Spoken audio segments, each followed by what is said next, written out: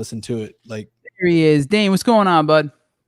Hi, Everybody. Welcome to Failure Made Monsters. We're going to kick right into this pretty quick. Tonight, we are going to talk about all the crazy shit that's gone on this week.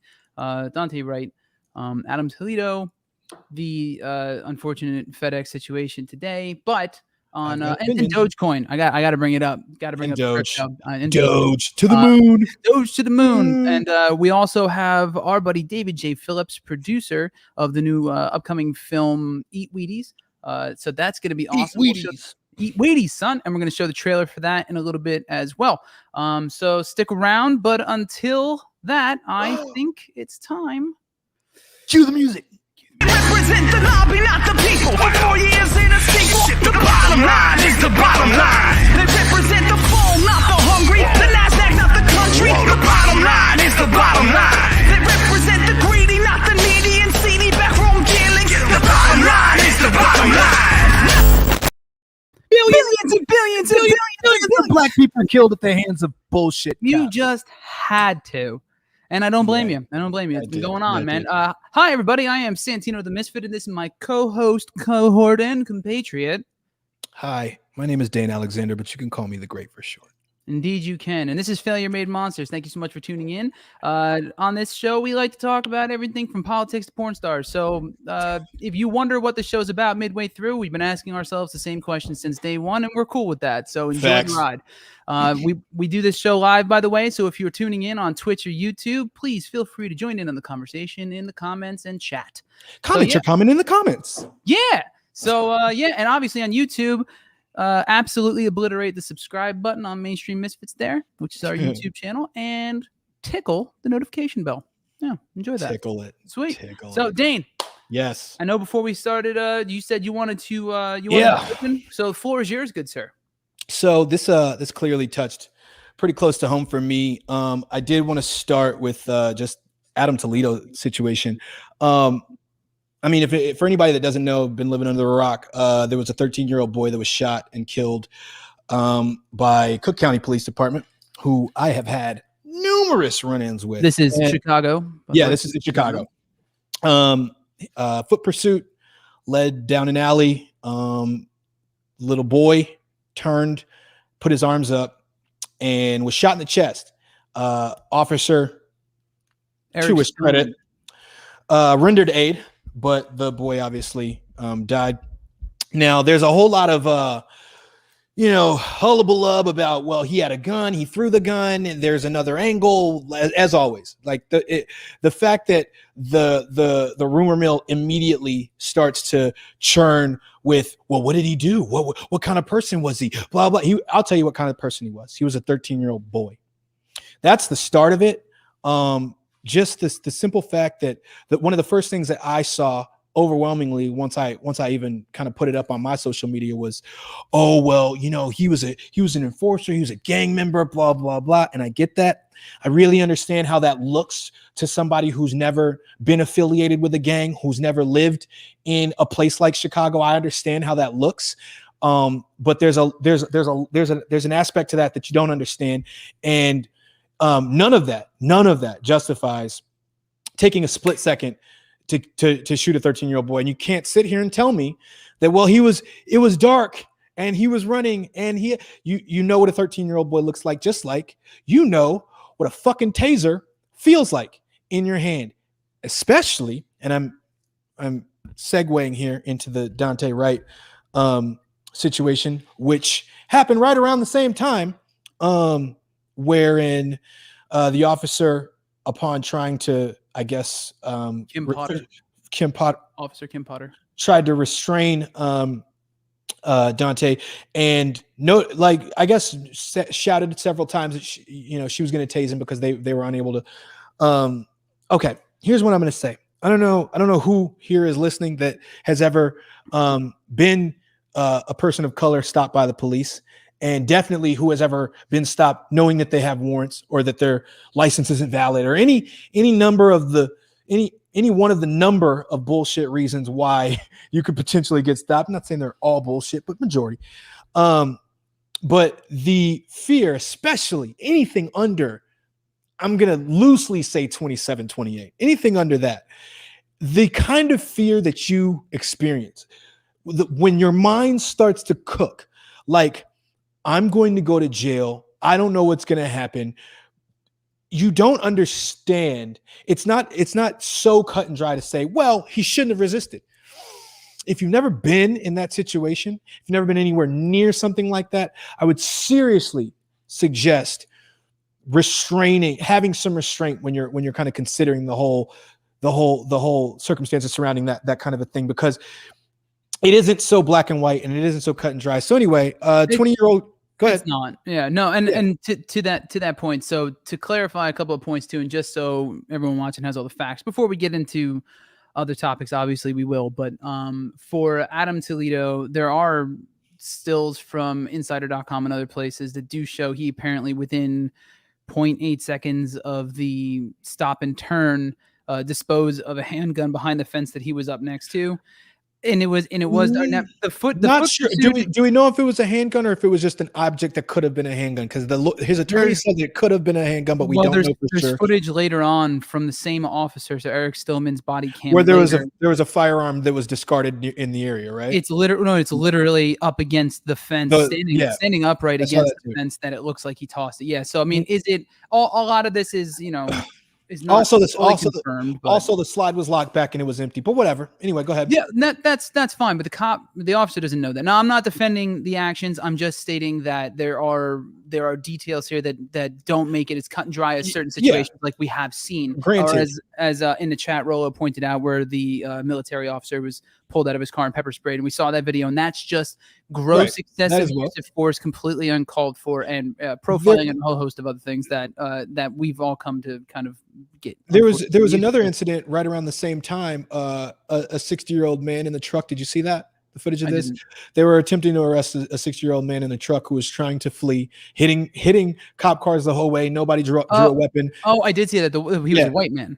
Yeah, no one draws a weapon. And is that the one with the cop still hanging on to the side of the truck as he pulled away? I did see. I'm not saying that there weren't extenuating circumstances. There always, sorry, I'm trying to maintain. There always are extenuating circumstances, but for sure, the amount of time from stop, turn, stop, follow my directions to shot in the chest.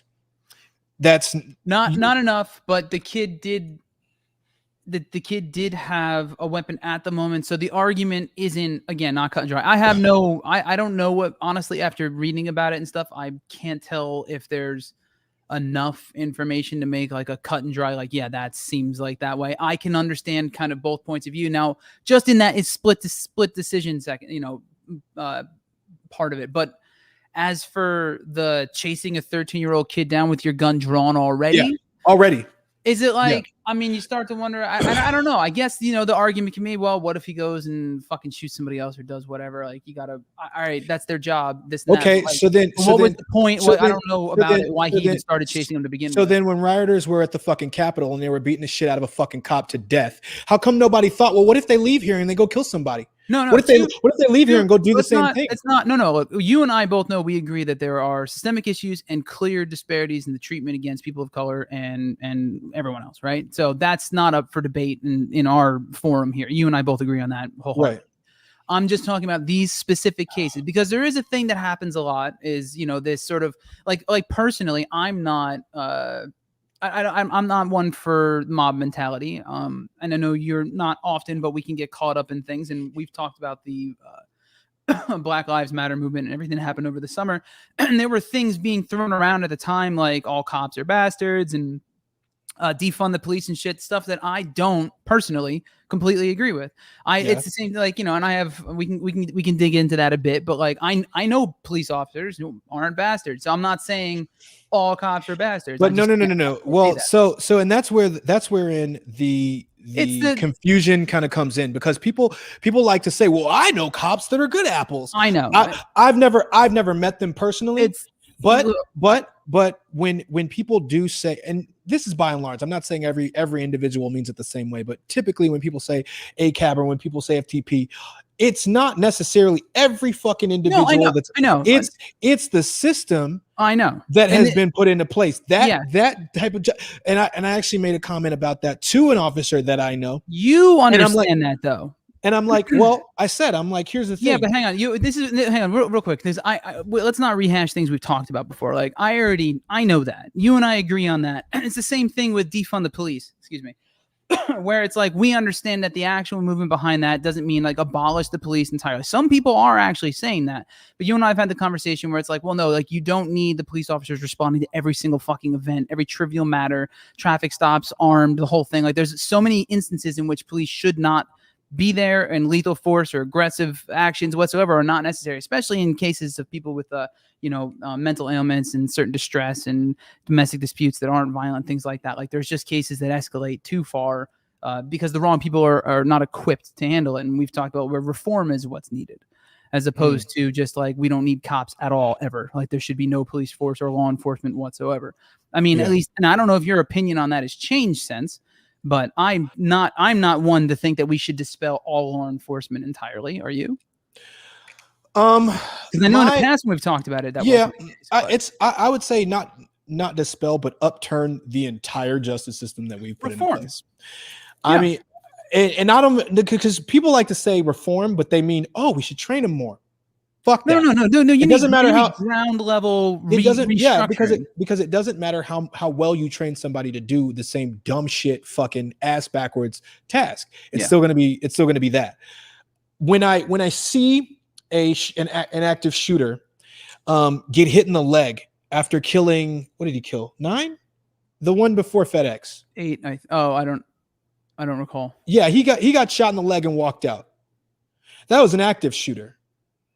And I just, okay, if you're going to say that this is justice, if you're going to say that they're in place to serve, to protect, blah, blah, blah, then there needs to be a whole redefining of what that is. Because I agree.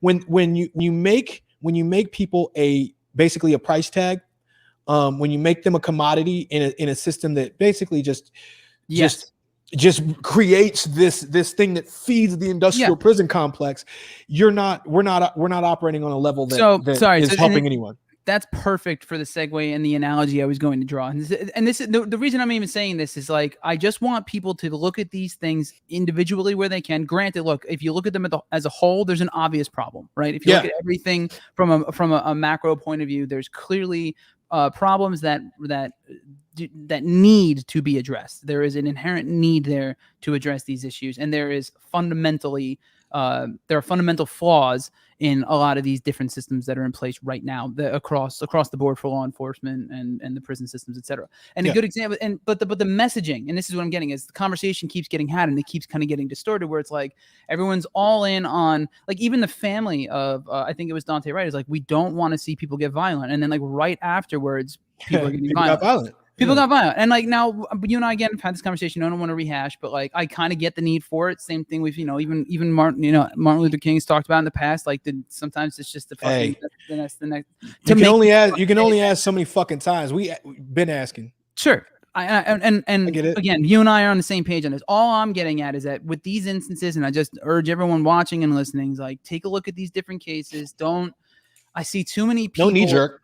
No, and too many people, especially who are ultimately, I feel like, on the right side of things, don't do enough research into these individual matters, or don't learn enough, and then but have such a full-throated opinion on the issue. And then you end up getting these types of like just straight black and white people start taking team narratives. And that becomes a problem when you're trying to make things move forward, because at the end of the day, there is still the other fucking half of the country here that we have to work with in some capacity. There just is. And there's a lot of people who are inherently reject the narrative because, like, yeah, this kid did have a fucking gun, so that alone disqualifies the argument. I understand. I'm not me, but I'm saying now mind you, I sit in the middle with a lot of things across the board, and I do. And the same thing with Dante Wright, because even the officer, like, if it's true that she genuinely fucked up, now that's a huge mistake to make, and there should be consequences. But it doesn't.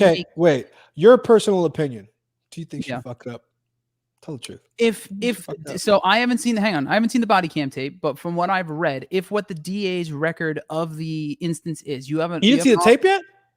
No, I didn't see the body cam tape, but apparently she yelled. Hang on, but apparently she yelled that she had a taser yelled taser, taser, taser, which is protocol because I'd imagine you shouldn't be touching the person who's about to get tased, so the other officers nearby shouldn't be. And then she goes, "Oh shit, I shot him." I saw both tapes, and what's weird that the similarities that they had. So they both did this thing. You know how when you could tell somebody's got a fucking camera on them, like because they'll say shit because they're trying to script a narrative just in case anybody fucking sees them, so they can CYA.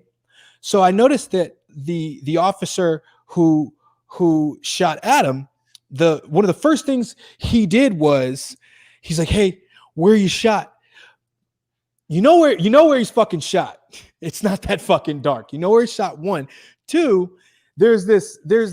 I think there's this putting on for the camera. I don't know. I don't know. Honestly, I don't know. I can't look. I understand. Like if you look at specifically going back to so you're oscillating between the two cases, which obviously have different points. But for Adam Toledo, Eric Stillman, the one who shot him, has like a record of excessive force and these types of things and stuff like that's his track record. Like so, it's not totally surprising that maybe he was just aggressive and he's only been there for like 4 years or something like that. New protocol, knew what would be asked of him in court, knew how to kind of work his way around that. Sure, yeah. maybe, but like I'm talking about in the moment, right? It sounds like a guy who really, and I think most police officers are undertrained to handle these situations and stuff. That just very much so. Yeah, that's okay. But hang on real quick, just because to the other point though. So like you're looking at these different things. You got to look at them separately because in the case of Dante Wright, Kim Potter, officer who shot him, like has actually. Like from what I've read. Now, mind you, I could be wrong on this. Just from the data I have, we're both kind of operating off the same shit that's public right now, and that's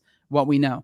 It seems like she has a pretty good track record, and if she really did say all these things, it's kind of like, why? I don't understand the motivation to shoot a guy one time and script of a dialogue narrative. Well, I mean, why not just turn a fucking body cam off entirely if you're gonna fuck around like this? Like, why do any of that? Like, I mean, it just seems a bit of a bridge too far to make these. Is it possible? Because she is, again, counter argument to myself, she is the person who shows up on scene to train officers on how to handle these things after police involved shootings. But she's also the same person who like apparently saved like 9 people from a burning building or some shit years like 2014 and has another merit. What was it? A chief's merit badge or some shit for some other. I don't know, some other fucking shit. But she's got like a pretty good tracker. She's the police union president and yada, yada, yada. And she's been there for like 25 plus years or something. So it's like just an odd fucking thing to, it just seems like respond. Why? Yeah. I don't understand why she. Okay. So understand something. And then, sorry, real quick. And then we'll bring in our guest who is walking into a shit show and we'll change the topic. Yeah. Sorry, David. Okay. So, here's the thing. This is where I'm going to leave my 2 cents. I've seen the way cops work. I've seen the way cops who are trained to do one thing listen to that training in order to figure out how to justify doing the exact opposite. I've seen it firsthand. I've been put in the back of squad cars with no cuffs on or with cuffs on, the cop turns hard, you fall over, you're not strapped down to the bench, so you get fucked up. That's not their fault. That's a workaround. They do that shit. That is a thing, especially in Chicago. 1,000% believe that is an absolute thing. So to just take at face value that this officer who trained, who has over 25 years of experience, all of a sudden just mistook her taser. Sure. I've held a Glock. I know the difference. I've held a taser. As have I. That's a tough. It's anyway. Yeah, it's also on the opposite side of her holster. It's a tough pill to swallow, and I've also seen people put on for a fucking camera, and especially when they know what the fucking protocol. I didn't see the footage. I only read it. To be fair, I've seen the footage. She had something in her dominant fucking hand, switches it to her other hand, and then goes for her sidearm. Saw it. It's on. You could look at the video. I didn't see it. You don't do that if you don't know where the fuck what weapon you're going for. Yeah. Anyway, look, if that's the case too, then throw her in prison forever. I leave it at there's a lot more misconduct than I think sure. is even talked about, reported, or people. There 1,000% is. There 1,000% is, and that's across the board with numerous numerous aspects of what would I call it? Institutions of power. Yeah. For real, a mistake is putting a red sock in with your white laundry, not accidentally shooting someone when you have 28 years of experience. 28. Taser feels like it's opposed to a firearm. That's again valid. It is. It's one of those things where I'm just here to play devil's advocate for these because I like to make sure that we discuss all sides of these issues. You and I already agree on 99% of the shit that we talk about, and obviously Doug was out in the fucking streets with y'all in fucking here in LA. By the way, real quick, did you hear any of the protests the other day over by you? Because they were like, it was downtown. It was I heard the choppers and shit. Oh, okay, all right. Yeah, which is I hear choppers here all the time. It's downtown LA, dude. Hey, you know hey, David, come on in. No, just come on in, buddy. All right, so real quick, one other thing I just wanted to touch on, because there's a whole host of other stuff we were going to get to, but after this all came up, obviously it was going to be a thing. But I just wanted to throw this out there. There's this, and this is probably a good little segue into bringing David in, but Matt Gaetz was what a fucking dummy. Matt Gaetz apparently bozo, right? Was apparently there's evidence of some shit at him being at quote champagne fueled sex parties within the gaming community. You know there was blow there. You know there was fucking blow there. With ecstasy and cocaine. And the girls were saying he was acting like a frat boy and was doing recreational drugs and talking politics and the whole thing, right? So now I just got to say this, all right? I don't care.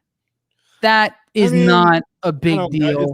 It's laughable. It's funny. It's funny. And the only reason it's a problem is because he's supposed to be one of the guys, he's a lawmaker, right? Who's, and he's doing illegal shit. That's where it's a fucking problem. If you have a stance and you're like, this shouldn't be illegal and you can't do it, that's a different thing. Right. So anyway, I just figured that before we introduce this film, I just needed to get the sentence champagne-fueled sex parties out before I brought David Phillips in. Do you think, okay, wait, so since he's like Republican and shit, do you think if like he got one of them pregnant, like he would pay for it?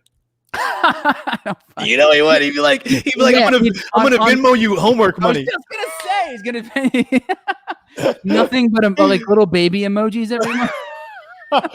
Fuck. All right. So anyway, I'm going to set up this movie. So our guest this evening is film producer and all around good guy because, well, he's fucking Canadian. So of course he is. But Mr. David J. Phillips, and he is the producer of a new upcoming film called Eat Wheaties, directed by Scott Abramovich, I think I said that right. So butcher that. I will find out. But I'm going to show you all the trailer in a minute. But the fucking cast is stellar. You got Tony Hale. I looked at the trailer when you told me about it, and I was like, "Fuck, okay, I like all of these motherfuckers." Yeah, we actually got a guest doing something dope as well. Just kind of happy because otherwise y'all were stuck with just us this week, so it's good. But yeah, we got fucking Tony Hale, Alan Tudyk, Sarah Chalk. Who else we got? Robbie Amell in it. I love Sarah Chalk so much. So who doesn't? Elliot Reed for life. That's all I'm saying. So anyway, Elliot Reed for life. And I am going to play all the trailers. So enjoy. I feel bad because I brought you to a place that I feel comfortable with on our first date. First dates are always weird. My pets just sweat when I'm nervous. My hands. Oh, your hands are sweaty. Do you want to stay over or? I have to let my dogs out. Who let your dogs out? Do you want me to bark? No, you don't have to. For those of you who don't know me, I'm Sid, Tom's brother. You could yell at him all you want, much like his wife Janet does. He pushes my buttons. I idolized him. When you say it like that, it makes me feel bad for him. You are the co-chair. The Penn reunion, isn't that cool? All of our coordinating will be done on Facebook. You need to get on social media pronto. The whole world is online. Tell me about it. I even got my law degree online.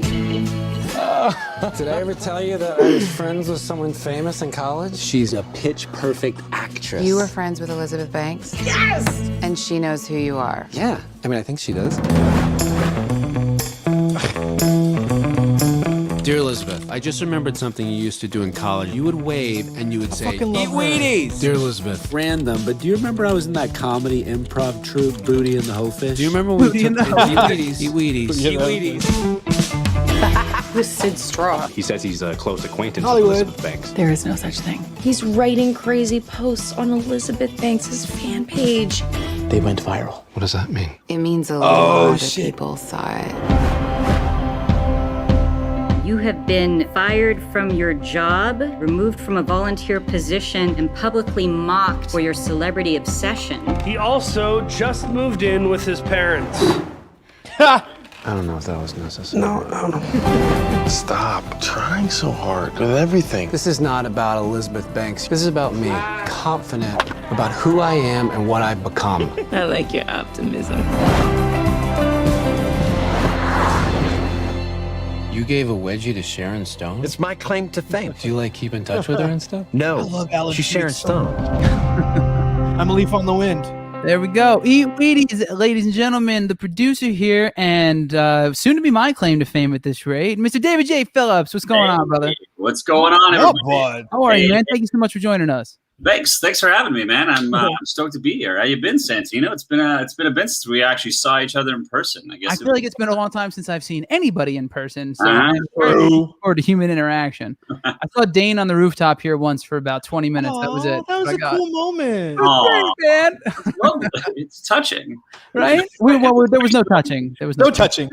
But we sat a distance away from each other and talked, and it was we did. Nice. We I like your chit-chatted. It face. was nice. That's good. So speaking of catching up and chit-chatting, first off, where are you right now? Right now, and I'm in a hotel room in Hamilton, Ontario, Canada. Is it fucking cold? It looks. I just always think it's been the weather's been actually really nice. It was like my first winter in Canada because of the pandemic. I kind of got stuck here, and I was thinking like, it was my first winter in 12 years, and I was like, oh god, this is going to be awful. I'm not going to be used to it, but thanks to global warming, it actually right cold, and also thanks to the global pandemic, I didn't actually go outside that much anyway. So that's a win in my book. I'm super good. The silver lining. We got to find those silver linings, you know. That's what I'm saying, I'm super gonna be that guy because I'm always that fucking guy. You know that guy that's like, oh, you went to that high school? Did you know Sarah? Hey, does he know Andrea? Oh God, Andrea Hunter. Yeah. No, I don't. No, I don't know. I was just like, because I just think if you're from outside of Toronto, you're like in the same country, so you got. Yeah, you're in the same country, so you must have crossed paths. I'm sure if I found her on Facebook, we'd have a dozen. Right, exactly. Probably, right? At least a cousin or two between the two. You know. We probably like shared an igloo at one point or something. Most definitely, right? And that's me. I'm obviously all of my family is in the mafia. Clearly, Campanelli. Come that's on, where I'm. That's why I'm doing this show, just for some cred. Just you're a smart man. You're a smart man. So. One phone call, 20 limousines. So fuck, I'm saying. I know Santino. Back up. Right? Either you do the show or I get you a new pair of shoes. I'm here. So anyway, all right, I wanted to know the new film. Let's knock this out since it's fresh in the minds of the people watching here. The new Kyla Jen said it looks amazing. By the way, Cuthbert, I can't believe I forgot to mention her in the intro. The girl next door, fucking like that was love her. Love that fucking movie. Love her. God damn, she's awesome as well. A really dope cast. So how did you get involved with the project, and what's it been like? I guess trying to promote this film in the apocalypse. All right, so I got involved because Scott Abramovich, writer, director, and also producer, he was somewhat new to Los Angeles, and he was looking for a producer. He had a buddy that was helping him out, this guy named Daniel Norris Webb, who was just awesome. But they were looking for somebody who had shot a film in LA and produced some stuff there. And I got recommended to him, and we had lunch and we talked about hockey probably most of the time because they're both hockey players. And shocking. Right. I know they're Canadian as well. Well, Scott's Canadian. Dan's from Colorado. But anyway, so at the end of it, they asked me to come on board, and obviously I read the script and yeah, I mean, it was unique. It was touching. It was heartfelt. There's no, guns or violence or anything. And it's just some really funny stuff. And I think, it was just kind of the mood that the world's kind of in. And I was in, and I was like, this has a lot of potential to be something really good. You can feel good. And then, of course, once we got Tony Hale attached, it was like a producer's dream because everyone wants to work with that guy. And so, we had our list. I was able to get a couple people that I worked with in the past to come on board, and we had a great cast. Sarah, you worked with Sarah in the past, right? Yeah, I worked with. Is she nice? I need her to be nice. I worked with Lauren Morris, actually. It was Lauren Morris I'd worked with. Sarah Chalk, I had never worked with. This was the first time. Oh, okay. she's awesome. Like she showed up and she's so nice, so down to earth. Fuck yeah. Just a lot of fun and tons of talent. And like she's just one of those, you know, she instantly shows up, she's nice to everybody. And I think that was the thing, is that like with the content of the script, and the, you know, I mean, Santino, you're a filmmaker as well, and for me, it's always about the vibe at the top, because you know, you get one guy with an ego, or you get somebody trying to prove how cool they are, or something Ruins like the whole fucking thing. Wreck it all. But the whole fucking thing. Exactly. But you know, Scott was just, you know, is a really lovely guy, and it's a really lovely script. And we had Tony Hale, who's just, you know, just a really stand-up nice guy who believed in it, and you know, every day was just there and present on set. And so it kind of set the vibe for everybody, from the PAs to the grips, to feel like they're a part of something and they're actually valued and care about things. So I mean, it was a great experience. It really was. It was. Did you guys have to do the whole like COVID precautions and all that stuff? No, or was it before that? This was before that. And okay, cool. That ties into Santino's second kind of question, is like promoting it. So we had the whole film ready to go, and March of last year, we had planned at the end of March, we were going to invite distribution companies and sales reps and everything like that. We're just about to rent out the Soho House in West Hollywood, and we're going to do screening in the room and have appetizers and do the whole thing up. We had little Wheaties boxes that we were going to like give out with Tony Hale based on them and stuff, just to kind of get the invites out. And then I decided because that was going to happen at the end of March, I would come back to Canada and visit the family, and my girlfriend had been a while since I came up here. So I swung up on March 11th, and my dad picked me up from the airport, as you know, you do. And by the time I got home, the NBA had been canceled, and Tom Hanks and everything, and we're like, shit. And then it subsequently, as everyone knows, got worse and worse. So we're like, okay, well, no one's going to be going to the Soho House to see this movie. No. So we just kind of canceled that. And, you know, at first we were kind of stuck. We weren't sure what to do. And the sales reps, Verve reps the film, and they've been fantastic. And they just were like, well, you know what, like, let's hold off for a second, because what ended up happening is, you know, you had these tentpole huge studio movies now dropping everything to go on the platforms and doing everything. So there's like a ton of competition that we weren't anticipating. So we're like, you know, we'll just hold off on our little indie movie for a sec. Yeah. And I mean, the silver lining is we then decided to just do some film festivals, which were great, because we got some quotes and some laurels we were able to put in our trailer, as you saw, and you know, had some. But again, like, as you know, Santino, like half the fun of you know, how we met, you know, being at film festivals and meeting going to them, and and like doing all that, and instead you're just all like, the drinks. Yeah. And a film festival without drinks, to me, is just boring.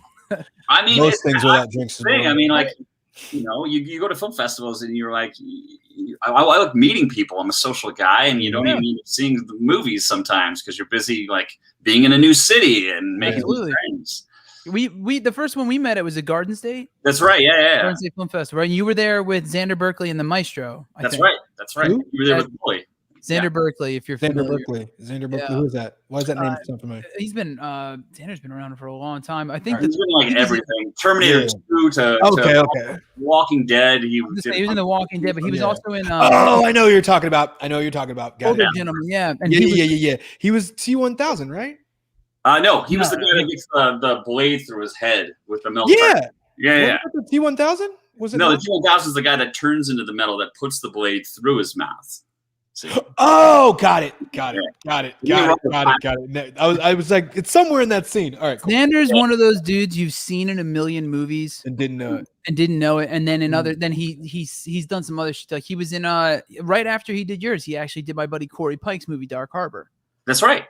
Literally right after. So I actually I had met him at Garden State for like a second when we were, because when Bully won the award there, we were all at when he got, what was it, an excellence? They were giving him a Lifetime Achievement Award. Award for Xander that same evening. So that thing is the first time we met. And then we were working with I'm not gonna say who. We were working with somebody we abruptly stopped working with, but they had a hand in working on that film, and we did an early screening, one of the early cuts of it, and Xander was there, and it was really a very, very nice guy. So cool, yeah, he's kind of one of those weird, like, this whole industry is this big sort of situations again, you know? And then because you and I again saw each other at Dances with Films, right? Right. Yeah. Both times. I see you there when I was a judge and when Bully was there. I can't remember if you were there both years. I think I was, but I think we knew each other better when you were there as a judge. I think so. And you were doing Badsville and the Maestro. That's right. Yeah.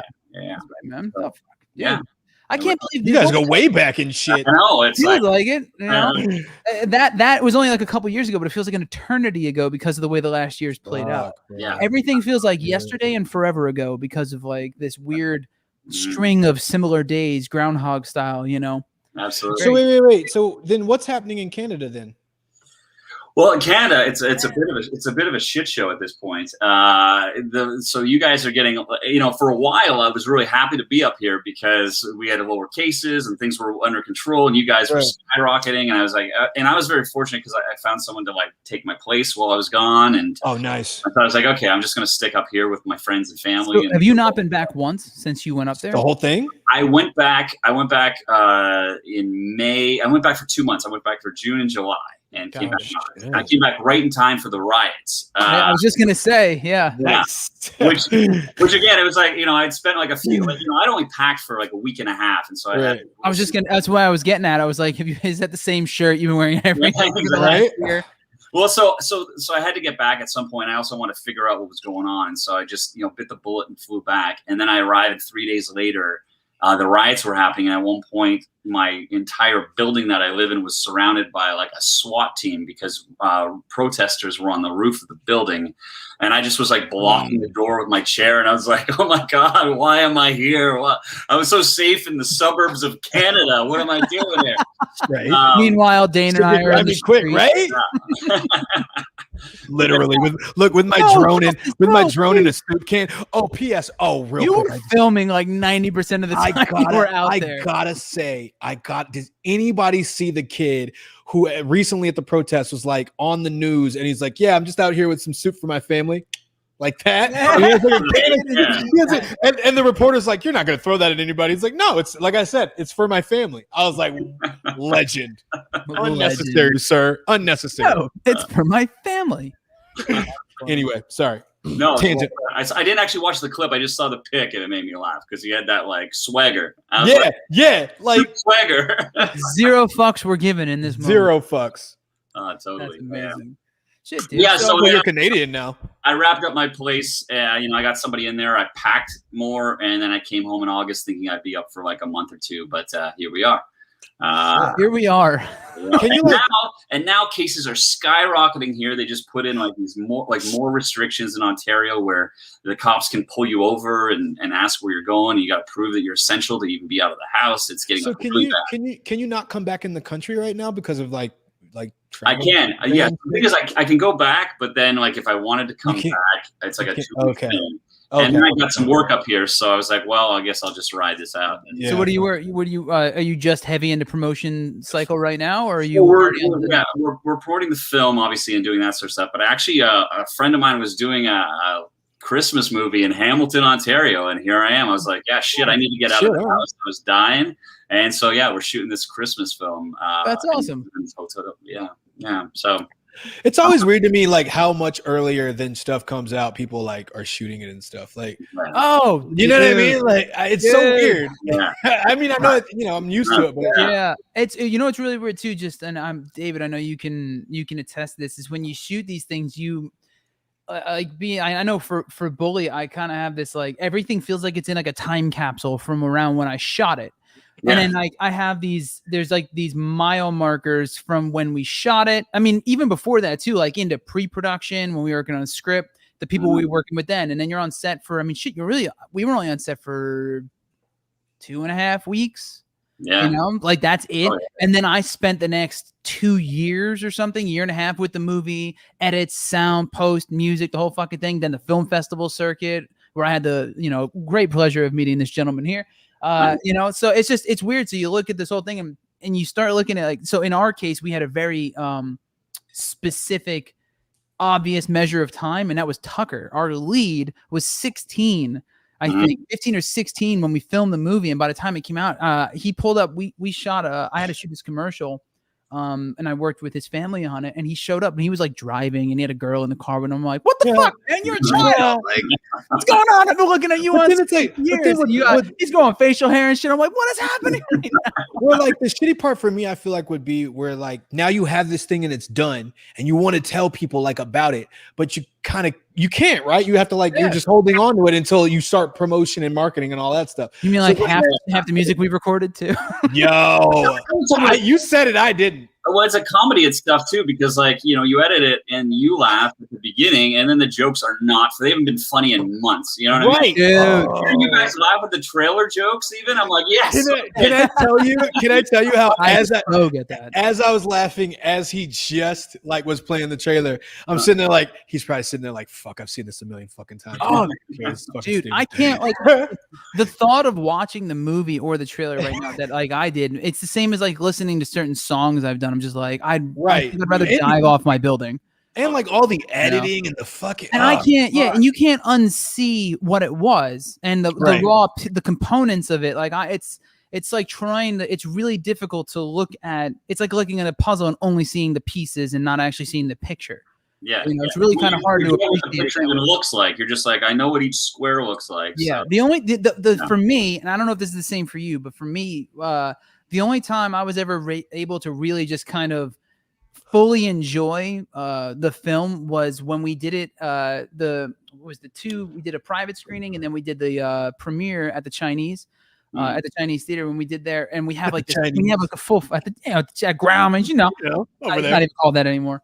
But when we did it there, because you have like a full audience to experience it with, and a bunch of alcohol to drink before you watch it, so you just enjoy the moment, and you get like the laughs, and it's like it becomes an experience again. But like trying to sit here and watch it alone, like at home on a TV, like I enjoy anything else, is like. Well, and that's the thing. So we did this film festival run. So you can't go out. You're just in your pajama bottoms and a nice shirt. I have no idea what you're talking about. Yeah. You fucker. Your dick's out right now, isn't it? I know your dick's out. I can tell. You have that look in your eyes. And then we couldn't also experience the audience, like, you know, the laughter and everything. So we didn't get to have that. And that's the hardest part, you know. It's like putting music out and not being able to fucking tour it. Yeah. Cool. Yeah, not being able to play live has definitely sucked a fair amount. But are you? So that's actually an interesting question. Are you? Do you have any intentions of doing like a formal kind of screening event for it, even though it'll have been released at this point, maybe in LA or anything like that? Or is there not I know normally those are a build up for a reason and there's a purpose, but in this case, even just since you shot it here, so many of the crew, you know, I'm sure the crew and everyone involved. Yeah, we've been talking about this sort of thing. And I think right now, the way that everything's going is that, you know, we'll have a release and Screen Media, obviously you saw in the trailer, is releasing it and they're putting it in a bunch of theaters and places that it's, you know, open and stuff, which is great. To get press and to get publicity. But as far as that's concerned, I think right now we're just trying to focus on this release. But of course, we're talking about like it'd be great to get the gang back to actually sit in the theater and appreciate this. You know. Well, hey, look, if you need a warm ass to fill a seat, +1. Oh, both you guys, of course. Come on. Let me know, and I'll bring Dane and tell my wife to stay home. What? We could all go. We can all go. Man. I'll go. I'm serious. As long as there's booze there, fuck it. Let's go. Dude, I'll get a vaccination. I'm just saying, you want to make anything better? Any event you got? Open booze. That's true. Strippers and strippers and booze. Wait. All right, wait. Hold on. Hear me out, though. Right? Hear me the fuck out. Just give me right. Movie premiere, right? Okay. But there's just randomly strippers there. Bro, we introduce them. No one knows why. They're just like, whoa. They just kind of pop out. Like, so there used to be this club that actually is closed now. It was called Ballet, and it was like an open room, whatever. And you just be just like sitting there doing nothing, whatever. And then like all the girls would come out and they do this little like dance routine number just randomly for no fucking reason. They were bad though. Fuck you would stop and watch. So I'm just saying, right? Everybody's like chilling before the show starts, and then just like strippers. Because you know, I mean, why not? I think it would be dope. Depending on the movie, what if it's like an intermission in the middle of the movie? Yes, I kind of want to make them just like just a fully butt ass naked like Rockettes number in the middle. Butt ass. Okay, you can't. I don't mean like burlesque. Let's not do butt ass naked. That's a lot. Butt right? Is that a lot? Ass naked. I mean, I'm here for it. I'll eat sushi off. You know what? Real quick. You know what? This feels like a good segue. Speaking of butt ass naked. Oh, are we there? Is it that time? I think we're there. So, Mr. David J. Phillips. Yes. On this show, Failure Made Monsters, FailureMadeMonsters.com, available on all podcast networks, YouTube and Twitch. We ask our guests we have a little question, a little thing that kind of started early days, and we have, and we haven't been able to get rid of it. So it's just become a thing, and I'm slightly reluctant to ask, but I'm going to ask anyway. Mr. Phillips, do you have a signature? Wait, no, you hold on. Wait, because you didn't lace it right. Here's the thing. All right. Oh. So I'm gonna tap in. Feeling shut down here.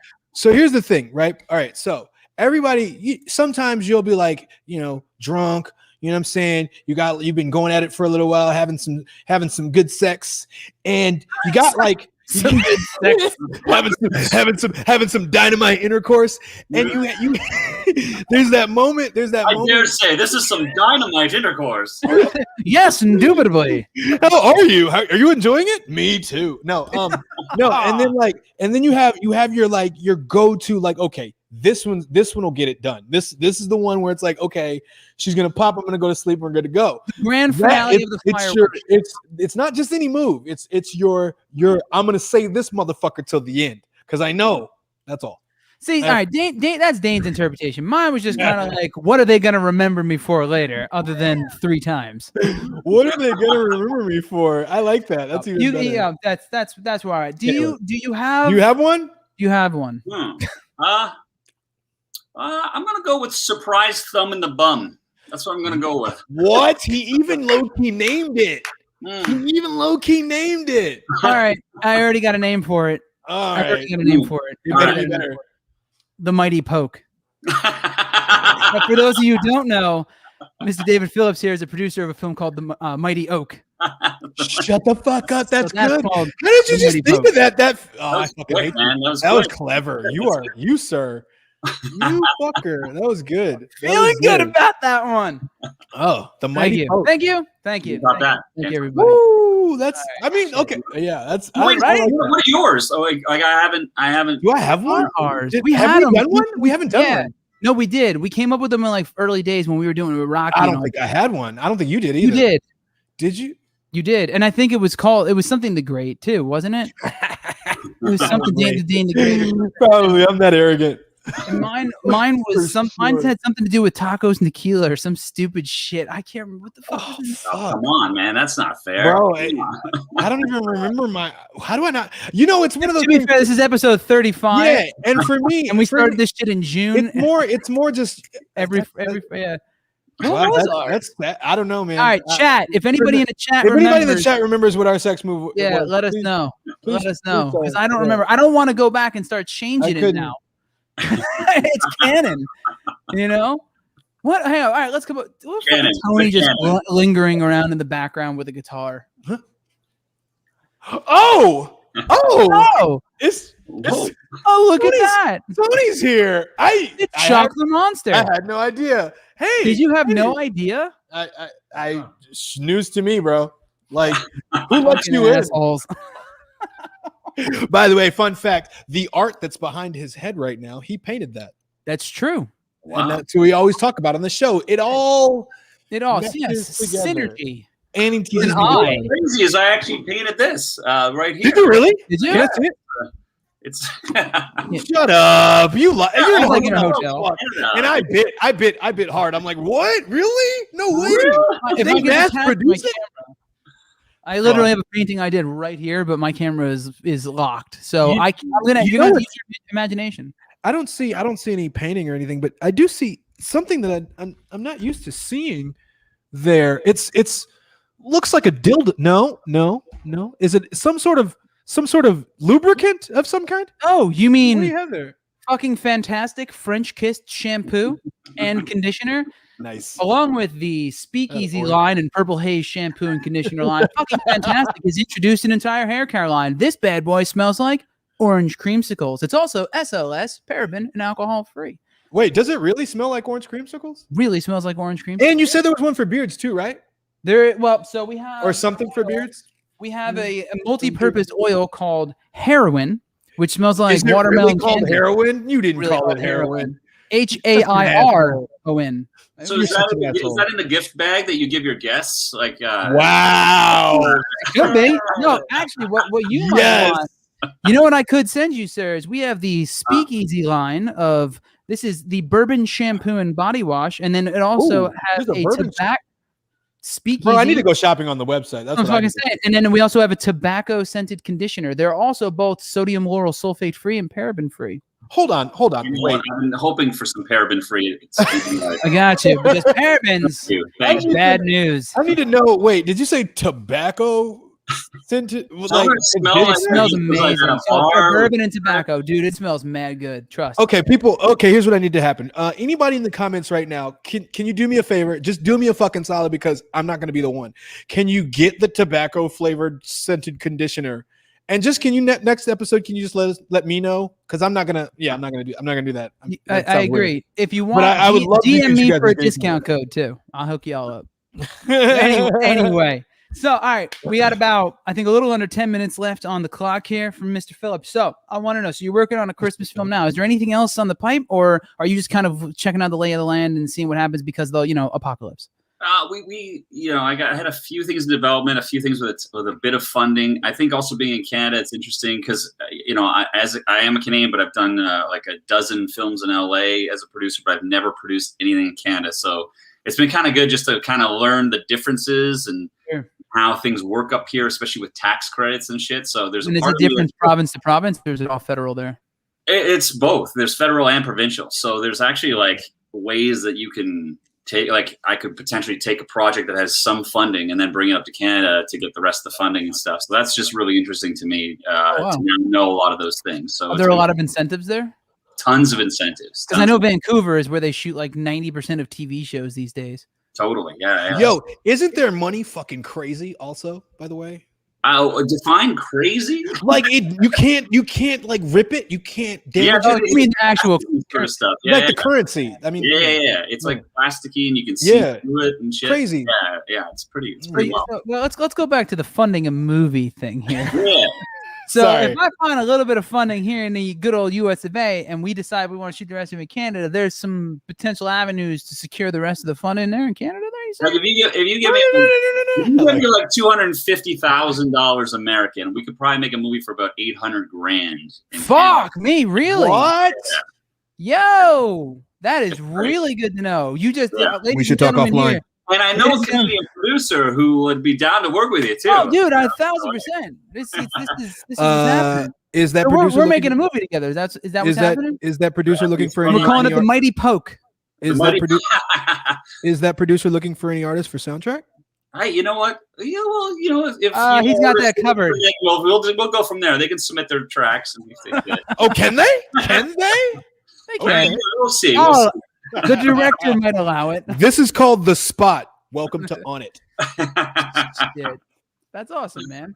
Yeah. So there's opportunities to be had, but yeah. So just kind of developing things, planning things. There's also a few other projects that are, you know how it is. You always keep your fingers in a lot of different pies, and all the pies. I love how you just said that, buddy. Sir. That's why your move is dope. Shit like that. Shit like keeping your fingers in all the pies. Different Jason Biggs, and it's just Totally. Wait. I love us. Can I just say that? I know. Whatever. It's been a tumultuous week, and I love us. That's all. It has indeed. All right, so you included Phillips. I don't know. I just felt David J. Phillips, ladies and gentlemen. All right, so on your way of us kicking you the fuck off the show, we got Eat Wheaties comes out April 30th. April 30th. Come 10 days after 420. Mark it in your calendars. That's right. Very important. Okay. All right, and anything else we want to know or you'd like to tell us about Eat Wheaties? Honestly, I think it's perfect for right now. It's about trying to. It's about being online. I think there's a lot of and being obviously right now being forced to be online all the time and stuff. So it actually kind of hits home a little bit in a different way than we'd intended. Sure. And yeah, I mean, it's my favorite. You know, every filmmaker says, but I'm really proud of it, and I think it's a really lovely movie. You know, and it's also for the whole family. It's not like, you know, Badsville, which was violent, and I love Badsville. It was a great film, and then The Maestro obviously was like a period piece biography, but this is just like a really lovely comedy. It's kind of dark and awkward at times, and it's a lot of fun. So yeah. I hope people check it out. I hope people really give it a shot. Absolutely. Well, I am genuinely looking forward to seeing it. I am too. I've been aware of it for quite a while now, being friends with you on social media. So I'm very much looking forward to seeing it. Do you guys have a website? Is it eatwheaties.com, Eatwheaties Film, something like that? Well, we're just at Eat Wheaties Film out on the platforms. We don't have an actual website. It's just like, yeah. All right, well, if anybody wants. If you want to keep track, find Eat Wheaties Film. I think on Twitter and Instagram, at least I saw. So check that out and keep up for updates, but find out where to find it near you. And this is my good friend and producer, David J. Phillips. Thank you so much for coming on the show, man. We really appreciate it. It's great having you. I like you, man. You're good people. Nice meeting you. Once the world comes back to some semblance of normalcy and we're all vaccinated, armored up. Let's get drunk. We're grabbing drinks here in LA. Maybe Soho House or some shit. We'll do something, and genuinely, I think I'm going to hit you up about these Canadian dollars. Yeah, David, thank you, man. Thanks so much for coming on. I appreciate it, brother. Thanks a lot for having me. See you later, guys. All right, ladies and gentlemen, that was David J. Phillips. His film. That was cool. I like him. April 30th. Yeah. So, fucking really good dude. Really good dude. I don't really think. I mean, like, I had a whole list of shit here to talk about. I do want to say, your Doge. I do want. I just want to say one thing is, we're kind of. I'm feeling optimistic about the world right now. Oh, that's right. I'm sorry. I feel like things are trending in the right direction. I know a lot of y'all have been stressed and going through a whole lot of shit, and the past year or so has been exhausting for a lot of people. So I just want to say there's light at the end of the tunnel. I look forward to getting back on stage again. Dane, you and I definitely got to do a fucking gig. Bro. I look forward to going to... Wait. Just for one quick second, can you just kind of put it in your mind real quick? Can you just put it there, swish it around in your mouth a little? Can you just visualize what that's going to fucking be like? Fuck. I can't wait. Mad nuts, bananas, nuts, bananas, hanging. Absolute bananas, Gwen Stefani style. And I am very much looking forward to that. That's me. I did that. I'm like straight up. But I'm feeling because it's been a tumultuous 4 or 5 months, especially in my family and to all. Say the least. And like, you know, both my parents and my wife and the whole thing, and we're both vax shot number one. And one of your closest friends ever. Bitch, you were in like March or May. I'm over it. You've been out living life halfway. Fuck you then. No, it's true. No, dude, no, but straight up, I'm very much looking forward to getting on stage with you, to seeing people going out, grabbing drinks, having fun, doing the thing. But in the interim, I know we are close, but we are not there yet. So do not be a fucking ass clown and go out and try to pretend like the whole world is better just because there is hope. Hope does not equal the solution. It is just the path to the solution. So in the interim, please be careful. Hey, Dad. What? Hey, Dad. Hey, Shut Dad. the fuck up. You caught it all. Your ass trying to catch it again. As far as I can tell. So go out, wash your fucking hands, wear a goddamn mask, get vaccinated. Please. You know, I don't apparently stay away from Johnson & Johnson, even though it's really like less than a 1 in a million chance. Yeah, I know. I'm good with it. I don't care. Yeah, fucking one and done, baby. If that's what you're into, get it. You know. But we love you, and we want to see you in public. And we want you to be able to come to our shows and like let us sweat and spit all over you. So that's the facts. That's the facts. Thank you guys. Really fucking weird, by the way. Whatever, baby. I'm gonna lick your fucking face as soon as you can. I will lick everyone's face that's ever come onto our fucking show if you come. That's to what we're doing. So anyway, thank you guys so much as always for tuning in to Failure Made Monsters. We'll be back next Friday at 6 p.m. Pacific Standard Time, 9 p.m. Eastern Standard Time, because that's how time does work. Check us out at FailureMadeMonsters.com. You can listen to the audio-only version on all major podcast networks, including Apple Podcasts and Spotify. And please, as always, head over to Santino the Misfit or Dane the Great on Twitch and follow us, preferably both, because you love us both that much. And head over to the YouTube Mainstream Misfits channel and subscribe to watch and interact with this show every Friday until we decide we want to take a week or a month off. And tell all your friends and fucking family that we're fucking awesome and they should watch it too. Spread the word That's how this shit gets done. Spread the word like David J. Phillips spreads cheeks before he plants the mighty post. That's great. Yeah, we love you guys. Thank you so much. Be safe and have a wonderful evening. Dane, I love you, brother. Salud. I love you right back.